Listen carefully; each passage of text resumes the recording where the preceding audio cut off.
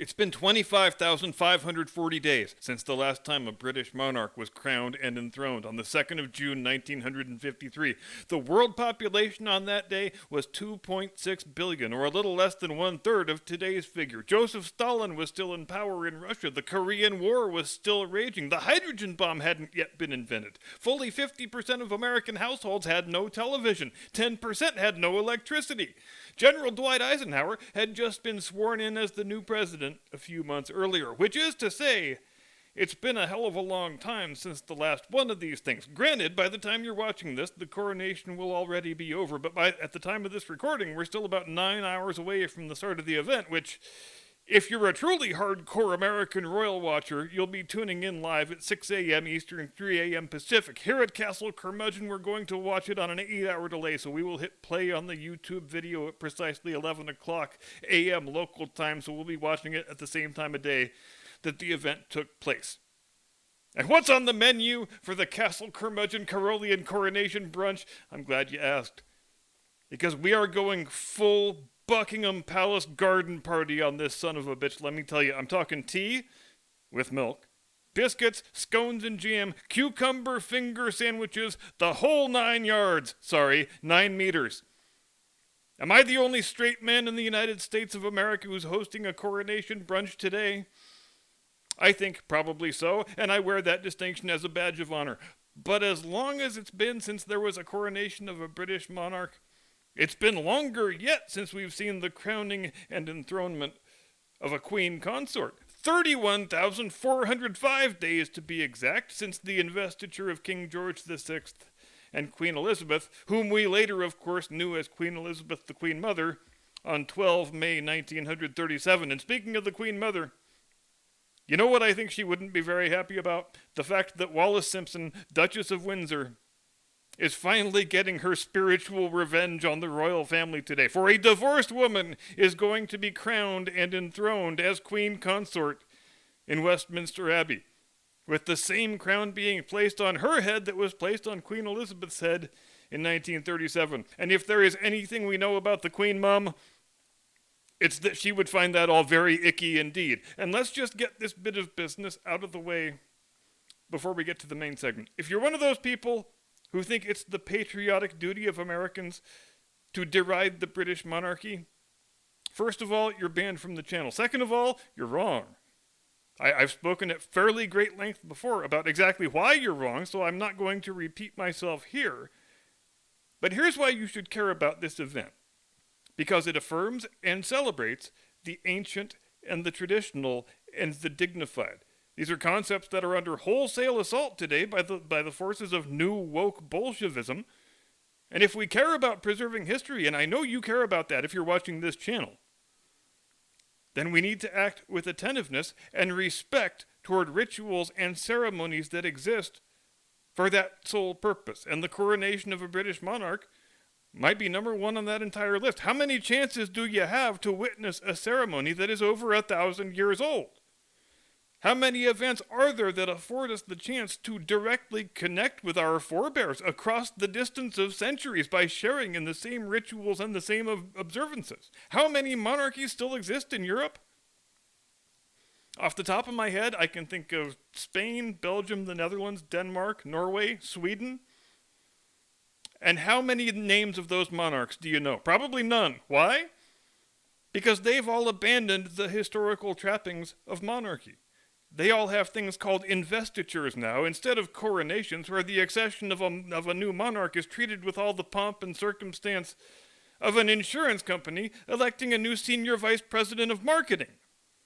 Their crown jewels and regalia are just historical relics now, museum pieces under glass. Only the British have held on to all the trappings and all the pageantry, and that's why everybody in the world knows the name of the British monarch and not any of the other ones. But make no mistake, each coronation, though it's identical in all the big details to the coronations that came before, is different from the previous one. With today's coronation, we know already some of the differences that there will be. More on that in a moment. But there are others that we won't know about until the event comes off. Now, Jim Eagle, be a good chap and hit the music, would you?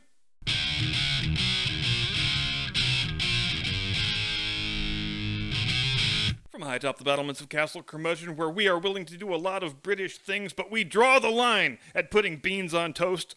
Good evening, Mr. and Mrs. America, and all ships at sea. Welcome to the program. I am your eponymous host and humble servant. And probably the biggest departure from the last coronation to this one is the sheer size of the guest list. Previously, it was considered a matter of course that you had to invite every member of Parliament and every peer of the realm. So for the 1953 coronation, that was 800 of the former and 900 of the latter. And that's not even getting into all the civil servants and foreign dignitaries and what have you. The effect of all this was that they basically had to shut down Westminster Abbey for the entire first half of 1953 in order not only to erect all the scaffolding and temporary seating to put all those asses in, but also to build camera positions and control booths for the TV crew and to devise a system for routing all of the cables in such a way that they wouldn't interfere with any of the ceremonies or any of the attendees. But this time around, when it came time for the Coronation Committee to review the work of the 1953 Coronation Committee, they very quickly arrived at the conclusion that, holy shit, those temporary grandstands they built, they were really appallingly unsafe by modern standards. In fact, it's rather a tremendous upset that there wasn't a major structural collapse that ruined the ceremony and killed and wounded dozens. And that's something I've thought about from time to time when reflecting on the 1953 coronation. Not so much the actual structural soundness of the grandstands, but just the logistics of all these elderly men and women in their heavy, flowing coronation robes having to climb up a scaffold to get to their assigned seats. I guess it really is kind of improbable that there were no casualties on the day. So it was quickly decided by the present-day Coronation Committee that no, we're not going to go to any heroic measures this time just to jam the Abbey full of enough temporary seating to accommodate every person who fancies himself entitled to attend. We're going to have to limit it to the number of people the Abbey can normally hold on its own. So the king, who's known to have a bit of a practical streak, he says, good, that settles it then. Instead of 800 parliamentarians and 900 peers and people climbing around on freaking jungle gyms, we'll just have 20 of each. Problem solved. There you go. But the peers and the parliamentarians didn't think that was the best idea in the world.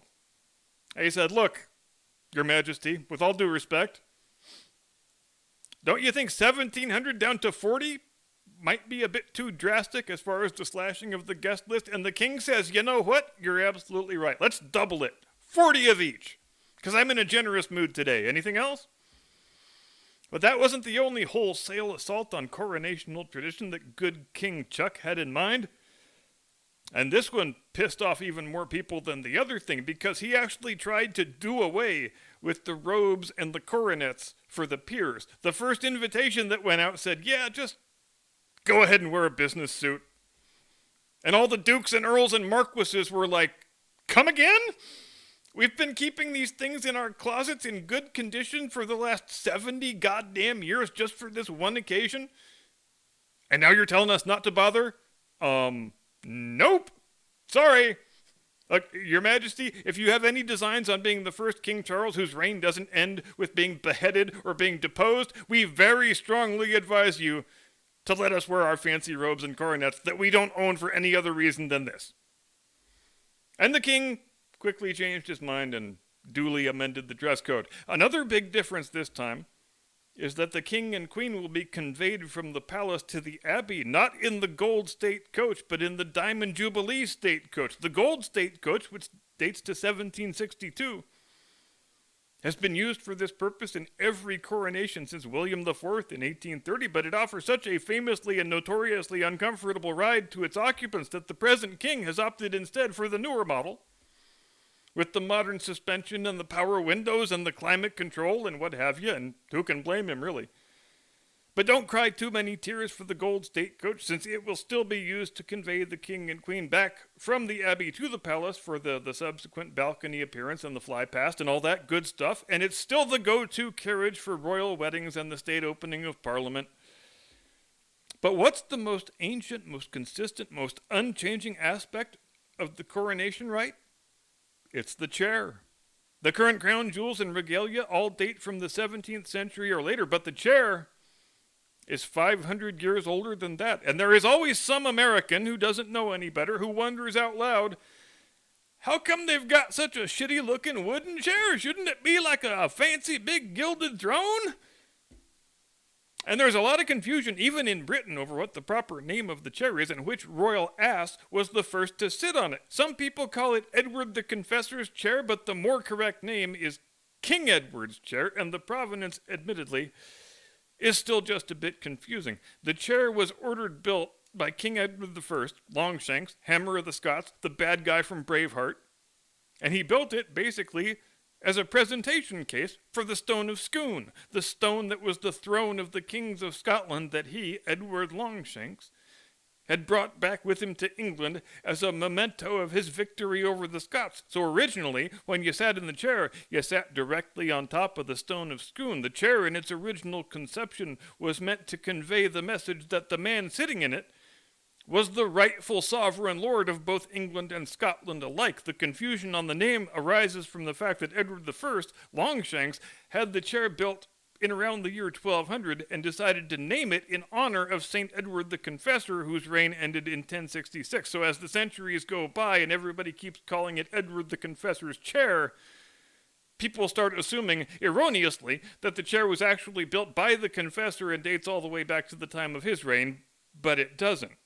Still is one hell of an old chair, though. An 800-year-old chair is nothing to sneeze at. Even still, there have been times during its history when it hasn't been treated with an abundance of reverence, as anybody who gets a close look at the thing can plainly see, since the whole seat back is festooned with graffiti from 17th and 18th century Westminster Abbey choir boys. As for the Stone of Scone, it was repatriated to Scotland in the 90s, and it just gets brought back to London for coronations now. What are the other unchanged parts of the ceremony?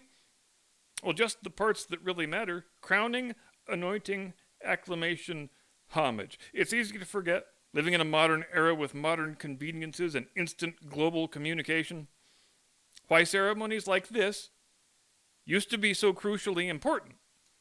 Because back in the days before electricity and photography and such things, how would you know what the king looked like unless you had set eyes on the man yourself? That's why it was important to have every member of Parliament and every peer of the realm present at the coronation. That's why the monarch turns and faces in all four directions sequentially, and the archbishop repeats 4 times, "Behold, this is King so-and-so, your one and true rightful sovereign lord." And everybody on that side of the room says, "God save the king," to signify that, yes, I have seen the new king face to face, I know what he looks like, and I accept his authority. Now, as a practical matter, is there any reason why that still needs to be done here in the 3rd decade of the 21st century? No, of course there isn't. But there is so much more to life than the modern and the convenient and the expedient. Doing away with things just because they are old, just because they've lost their former practical utility, just because they seem a bit quaint and goofy when viewed through the lens of current day sensibilities? Well, that's just no way to live. I believe it firmly, that all people have a solemn duty to be custodians and curators of their own native history and culture. And there's a wide variety of ways in which people perform that duty. For me, it's making videos about historical topics I find interesting. For others, it's about doing historical reenactment or learning historically and anachronistic trades or being park rangers or tour guides at historical sites. Just think about how many people devote their energies and often their entire life's work to maintaining that material connection between the present day and the bygone past. If people in the general public didn't have a deep and abiding fascination with such things and a desire for that connectedness, there wouldn't be any need for any of that stuff. We wouldn't even need to have museums. And that's something to think about in times such as these, when the new woke Bolsheviks are waging a scorched earth campaign to pull down every statue, ban every old book that they deem problematic, and eradicate all forms of history and tradition because history and tradition are bad. If you're focused on history and tradition, well, obviously that means you're some kind of bigot. There's no value in the ancient and the traditional and the dignified. The human race will be so much better off if we just forget everything we've learned in the last 100,000 years and operate as if all human knowledge and wisdom and understanding began in like 2004.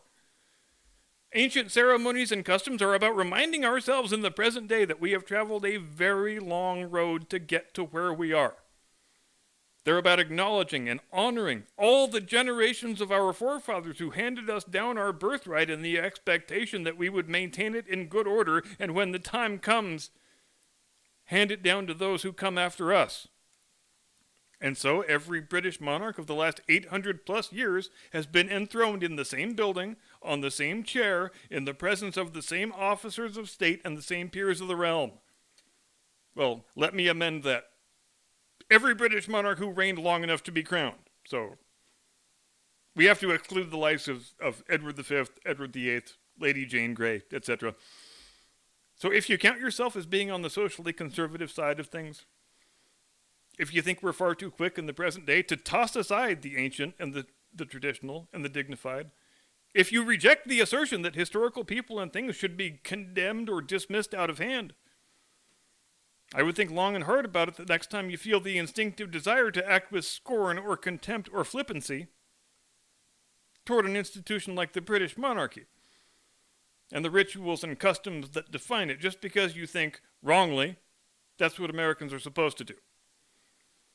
Oh, and I nearly forgot the biggest departure of all. Speaking of things that would have horrified the previous generation of English aristocrats, the procession into Westminster Abbey is going to be led by leaders and representatives from the Baha'i, Buddhist, Hindu, Jain, Jewish, Muslim, Sunni, and Shia, mind you, Sikh, and Zoroastrian communities. What about the Satanists? What about the Pastafarians? I'm just saying, if you're going to play the performative ecumenicalism game, don't you have to play it all the way? Don't you have to go big or go home? Not all that long ago, it was considered a shocking display of religious tolerance to invite a few Catholics to the coronation. And now they're inviting everybody but the Scientologists and the Zulu witch doctor. I guess that's what progress looks like, right? And if you're wondering how I got through this entire episode without mentioning Harry and Meghan, well, it really was quite easy. Oh, and one final note before I sign off. I saw the news yesterday that Gordon Lightfoot has passed away. I just hope it wasn't my last song parody that killed him. Thanks very much indeed for watching. Have a delightful, pleasant, edifying weekend. See you next time. God save the king. Do not comply. Get off my front garden.